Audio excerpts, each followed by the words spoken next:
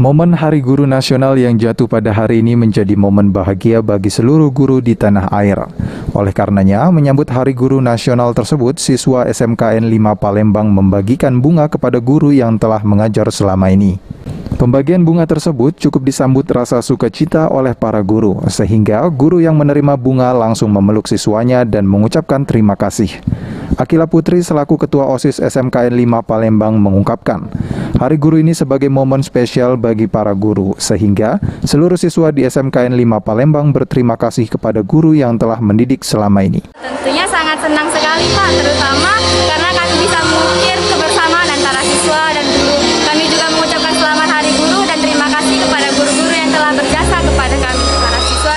Sementara itu, Kepala SMKN 5 Palembang Zulkarnain mengajak kepada seluruh guru di SMKN 5 bergerak dengan hati untuk memulihkan pendidikan yang selama ini telah melakukan pembelajaran daring selama 2 tahun, sehingga bisa mencetak siswa yang unggul. Pesan pada seluruh guru-guru, khususnya SMKN 5, supaya sesuai dengan anjuran Pak Menteri, bergerak dengan hati, pulihkan pendidikan, ayo. Kita tutupi kekurangan pembelajaran tatap muka daring selama 2 tahun.